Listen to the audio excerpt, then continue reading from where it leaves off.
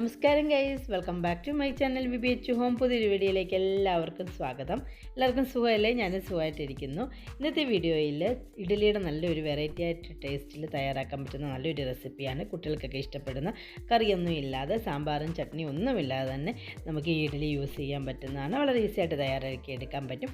ഉണ്ടാക്കുന്നത് എങ്ങനെയാണെന്ന്, അതിനെന്തൊക്കെ ഇൻഗ്രീഡിയൻസ് വേണമെന്ന് നോക്കാം. വീഡിയോ കണ്ട് ഇഷ്ടപ്പെട്ടിട്ടുണ്ടെങ്കിൽ ചാനൽ സബ്സ്ക്രൈബ് ചെയ്തിട്ടില്ലെങ്കിൽ നിങ്ങളെല്ലാവരും എന്നെ ഒന്ന് സപ്പോർട്ട് ചെയ്യണേ. നിങ്ങളുടെ അഭിപ്രായങ്ങളും നിർദ്ദേശങ്ങളൊക്കെ ഒന്ന് കമൻറ്റ് ചെയ്യണം. നിങ്ങൾ സബ്സ്ക്രൈബ് ചെയ്യാൻ ആരും മടിക്കരുത്. ഇഡ്ഡലി തയ്യാറാക്കാനായിട്ട് അരി ഉഴുന്നൊക്കെ കുതിർത്ത് അരച്ചെടുത്തിട്ടുള്ള മാവ് പുളിച്ചെടുത്തതിന് ശേഷം അതിലേക്ക് ടേസ്റ്റിന് ആവശ്യമായിട്ട് ഉപ്പും കൂടെ ചേർത്ത് കൊടുത്തിട്ടുണ്ട്. അങ്ങനെയുള്ള മാവ് ഒരു 2.5 കപ്പോളമാണ് ഞാനിപ്പോൾ എടുത്തിട്ടുള്ളത്. ഇതിലേക്ക് ഒരു ചെറിയ സവാള ചെറുതായിട്ട് അരിഞ്ഞതും, ഒരു ചെറിയ ക്യാരറ്റ് ഗ്രേറ്ററിൻ്റെ ചെറിയ ബ്ലേഡ് ഉപയോഗിച്ച് ഗ്രേറ്റ് ചെയ്തെടുത്തിട്ടുള്ളതും ചേർത്ത് കൊടുക്കുക. 1 ഇഞ്ച് വലിപ്പമുള്ള ഇഞ്ചി ചെറുതായിട്ട് അരിഞ്ഞതും, ഒരു പച്ചമുളക് ചെറുതായിട്ട് അരിഞ്ഞതും ചേർത്ത് കൊടുക്കുക. പിന്നെ വേണ്ടത് കുറച്ച് കറിവേപ്പിലയാണ്, അതൊന്ന് ചെറുതായിട്ട് അരിഞ്ഞത് ചേർത്ത് കൊടുക്കുന്നുണ്ട്.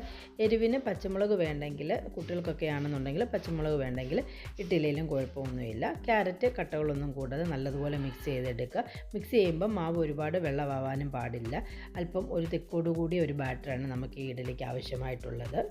ഇപ്പം നല്ലപോലെ ഒന്ന് മിക്സ് ചെയ്തെടുത്തിട്ടുണ്ട്. ഇനി നമുക്ക് ഇഡ്ഡലി ചുടാനായിട്ട് ഇഡ്ഡലി തട്ടിൽ ഞാൻ കുറച്ച് വെളിച്ചെണ്ണയാണ് ഇപ്പോൾ ഒന്ന് ഗ്രീസ് ചെയ്ത് കൊടുക്കുന്നത്. നിങ്ങൾക്ക് വേണമെങ്കിൽ ബട്ടറോ നെയ്യോ വേണമെങ്കിലും ഉപയോഗിക്കാവുന്നതാണ്. തട്ടിലെല്ലാം വെളിച്ചെണ്ണ ഒന്ന് പുരട്ടി കൊടുത്തിട്ടുണ്ട്. പിന്നെ ശേഷം നമ്മൾ റെഡിയാക്കി മിക്സ് ചെയ്തെടുത്ത് വെച്ചിട്ടുള്ള മാവും കൂടെ ഒഴിച്ചു കൊടുക്കുക. മാവ് ഒരുപാട് ഇങ്ങനെ തട്ടിൻ്റെ ഉള്ളിൽ നിൽക്കത്തക്ക രീതിയിൽ വേണം ഒഴിച്ചു കൊടുക്കാൻ. പുറത്തോട്ട് ഒത്തിരി സ്പ്രെഡ് ആവുന്ന രീതിയിൽ ഒഴിച്ചു കൊടുക്കരുത്. അങ്ങനെ ഒഴിച്ചു കൊടുത്ത് വെച്ചിരുന്ന മാവ് ഞാനൊരു ഇഡ്ഡലി പാത്രത്തിലേക്ക് ഇറക്കി വെച്ച് കൊടുക്കും. അതിന് മുന്നേ ആദ്യം ഇഡ്ഡലി പാത്രത്തിൽ കുറച്ച് വെള്ളം ഒഴിച്ചു കൊടുക്കണം. വെള്ളം ഒഴിച്ചു കൊടുത്തതിന് ശേഷം അതിൻ്റെ മുകളിൽ നമ്മൾ മാവ് ഒഴിച്ച് വെച്ചിട്ടുള്ള തട്ടുകൾ ഇറക്കി വെച്ച് കൊടുക്കുക. ശേഷം ഒരു 10 മുതൽ 12 മിനിറ്റ് സമയം ഒരു മീഡിയം ലോ ഫ്ലെയിമിൽ വെച്ചിട്ട് സ്റ്റീം ചെയ്തെടുക്കുക. നല്ല ടേസ്റ്റോട് കൂടിയ കറിയും ചട്നിയും ഒന്നും സാമ്പാറും ഒന്നും ഇല്ലാതെ തന്നെ നമുക്ക് ഉപയോഗിക്കാൻ പറ്റുന്ന നല്ല ഒരു ഇഡ്ഡലിയുടെ റെസിപ്പിയാണിത്. എല്ലാവരും തയ്യാറാക്കി നോക്കി അഭിപ്രായങ്ങളും നിർദ്ദേശങ്ങളൊക്കെ കമൻറ്റ് ചെയ്യുക. ഈ ഒരു അളവിൽ തയ്യാറാക്കുകയാണെന്നുണ്ടെങ്കിൽ ഒരു 15 മുതൽ 16 ഇഡ്ഡലി വരെ നമുക്ക് ഉണ്ടാക്കിയെടുക്കാവുന്നതാണ്. സബ്സ്ക്രൈബ് ചെയ്തിട്ടില്ലെങ്കിൽ ചാനൽ സബ്സ്ക്രൈബ് ചെയ്യുക. പുതിയ നല്ല നല്ല വിഭവങ്ങളുമായിട്ട് കാണുന്നുണ്ടെങ്കിൽ bye guys. Thank you for watching my video.